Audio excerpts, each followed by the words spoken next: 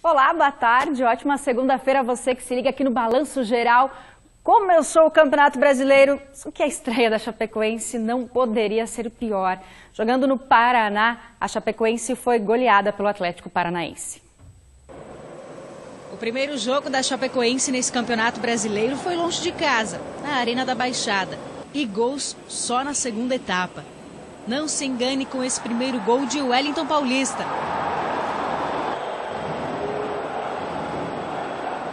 Foi o Atlético Paranaense que dominou a partida. O empate veio poucos minutos depois, com Pablo também de cabeça. Aos 13 minutos, a Chape, que até voltou o melhor do intervalo, tomou mais um golpe. Nicão aproveitou a sobra e marcou um belo gol. Em cobrança de falta veio o terceiro, com Carleto. E teve mais. Aos 42, Matheus Rossetto tirou Rafael Thierry para dançar e marcou o quarto.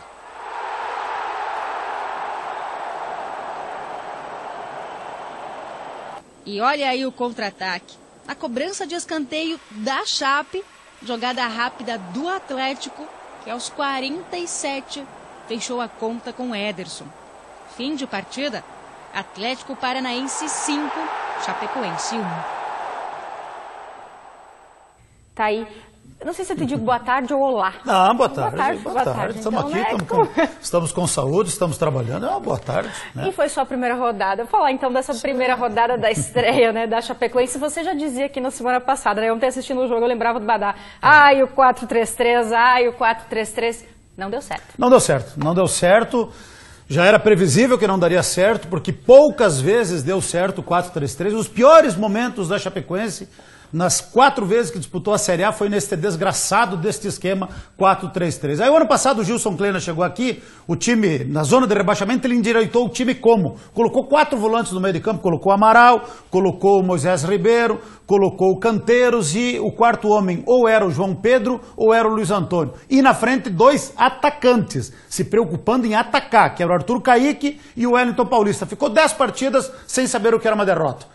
Tirou a Chapecoense da zona de rebaixamento, colocou a Chapecoense na pré-Libertadores. Foi campeão simbólico do retorno. E aí ontem, numa estreia, que se sabia que seria difícil, que o Atlético está com um bom time e jogando dentro da Arena da Baixada, está aprontando correria e atacando todo mundo, ele me muda, eu não sei por que cargas da água não conseguiu explicar e ninguém consegue entender este desgraçado deste esquema 4-3-3. Pediu para perder e perdeu. E da pior maneira possível, perdeu tomando goleada de 5-1. No primeiro tempo, que terminou 0-0, deu 76% de posse de bola para o Atlético Paranaense. Ali já poderia ter encaminhado a vitória. Aí a Chapecoense ainda fez essa gracinha aí, na única jogada certa do time, o jogo inteiro. Cobrança de falta do Canteiros, que está jogando pouco futebol o Canteiros está jogando, mas cobrou bem a falta e o Wellington Paulista fez o gol. E aí desandou a maionese. Rafael Thierry, infelizmente, estava numa tarde trágica, numa tarde terrível. Aí o Pablo fez 1-0, empatou em 1-1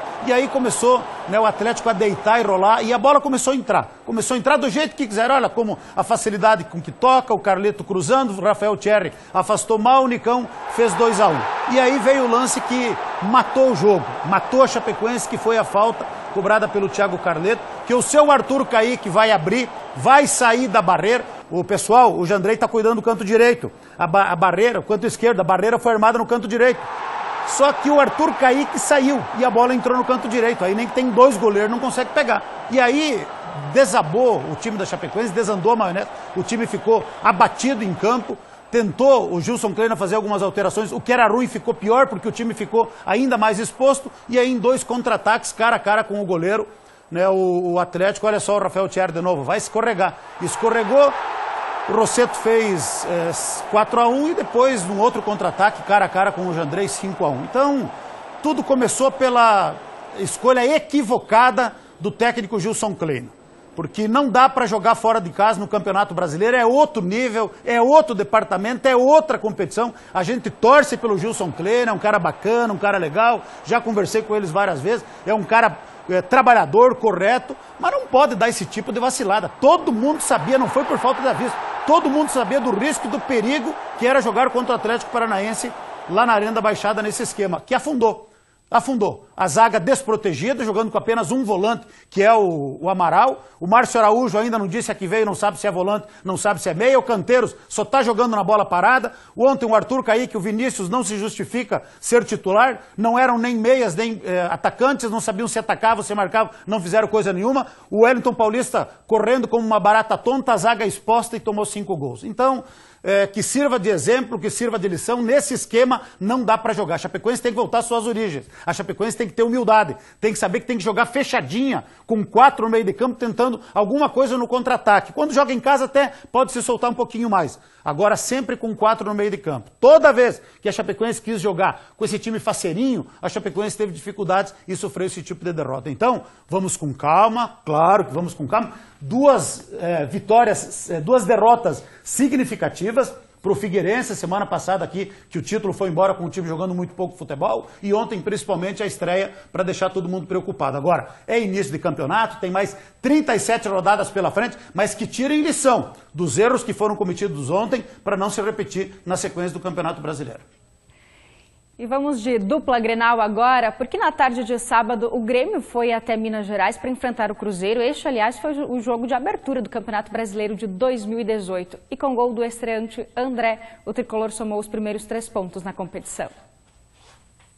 Em campo, os atuais campeões estaduais. Primeiro tempo equilibrado, sem muito perigo. Muita troca de passes, principalmente do Grêmio, que teve quase 70% da posse de bola. Na segunda etapa, o tricolor abre o placar aos 9 minutos. O estreante André, livre, manda para o fundo do gol.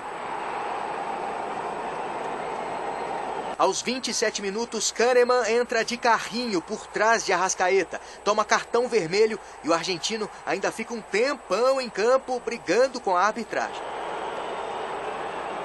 O Cruzeiro não estava mesmo a fim de perder dentro de casa e no finalzinho pressiona bastante com Mancoejo, Arrascaeta e Mancoejo de novo. O Grêmio tinha desfalques importantes e mesmo com um jogador a menos, o Cruzeiro não conseguiu reverter o placar. Final de jogo no Mineirão, 1-0 para o tricolor gaúcho. E da vitória do tricolor gaúcho, a gente vai para a vitória do Colorado. De volta à Série A, o Inter venceu o Bahia no Beira-Rio por 2-0. A torcida colorada estava ansiosa com a volta do clube à elite do futebol brasileiro. A gente está aí voltando para o lugar que a gente nunca deveria ter saído. Foi um reencontro do time com a Série A e também com o técnico Guto Ferreira. No ano passado, ele ajudou o Inter a sair da Série B. Hoje, Guto está no comando do Bahia. Atual campeão baiano, o time pouco apareceu no jogo. O destaque foi o atacante colorado Nico Lopes. Foi Nico quem teve a primeira chance de gol, em um chute para fora após a sobra da zaga. Aos 37, D'Alessandro começa a jogada. Toca para Patrick, que cruza quase na pequena área. Nico surge novamente à frente dos zagueiros, desvia de cabeça e abre o placar para o time colorado. Aos 15 minutos do segundo tempo, o atacante faz acontecer de novo no Beira-Rio. Nico recebe de Edenilson dentro da área e chuta na saída do goleiro Douglas.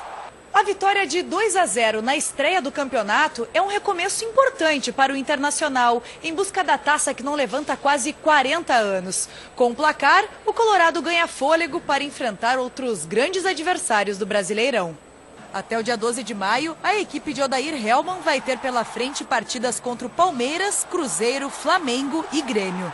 Eu acho que a gente teve uma vitória com placar e com performance, que é o mais importante. Quando você começa a ter uma regularidade com isso, você fica muito mais forte. Nós vimos aí, né, sequência difícil do Internacional, que fez o dever de casa, venceu o Bahia com 2-0, até tranquilidade. E o Grêmio, que fora de casa e poupando alguns titulares, venceu o Cruzeiro, montou um timaço aí pra esse ano. Duas grandes vitórias, 2 vitórias importantes. Começou muito bem a dupla Grenal. No sábado, o Grêmio com algumas ausências, né, por conta de lesões do Jeromel e do Luan, por exemplo, os dois fora. Ainda teve o Kahneman expulso, corretamente expulso, mesmo assim ganhou de um forte adversário, de um protagonista do campeonato, que dentro de casa é muito forte, que tem um baita treinador, que é o Mano Menezes, que tem um baita time. E mesmo assim o Grêmio foi lá e acabou vencendo por 1-0, uma grande vitória na estreia do Campeonato Brasileiro da Série A. Ah, se o Grêmio levasse a sério e priorizasse Campeonato Brasileiro, teria grandes chances de brigar pelo título. E a vitória do Inter também foi muito boa, uma vitória tranquila, vitória segura, não deu chance para o Bahia gostar do jogo. A entrada do Nico Lopes, que entrou no lugar do Rossi lesionado, entrou muito bem, autor dos 2 gols, deu movimentação. O Inter jogou uma bela partida de futebol e o 2-0 até saiu barato para o Bahia. Então, a dupla Grenal começa muito bem o Campeonato Brasileiro, mas também é apenas o começo, né? Tem muita coisa pela frente. Falamos do Chapecoense, dupla Grenal e agora, é claro, a gente passa a limpo os outros resultados do Campeonato Brasileiro. Tivemos no sábado, Vitória 2, Flamengo 2, o Santos vencendo o Ceará por 2-0 e agora a gente confere os outros gols da primeira rodada do Brasileirão 2018.